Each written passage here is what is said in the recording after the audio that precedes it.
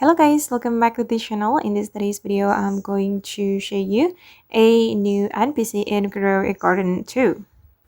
Okay, let's get into it guys. New NPC has just arrived in Grow a Garden and he is the auctioneer.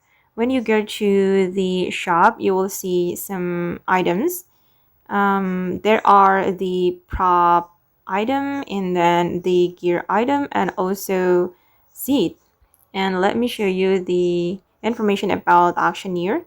The auctioneer arrives selling extremely premium product but at a high price. And now it's already out of stock, but it will refreshed in 1 hour and 17 minutes.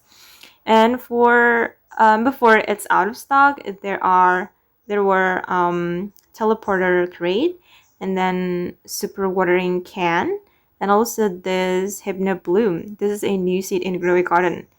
And oh my god, look at the price. It's so pricey, but I think it's worth if you have a lot of shekels. But for me now, I'm still poor guys. As you can see my shekels now, I still need to farm a lot of shekels for buying item from this auction.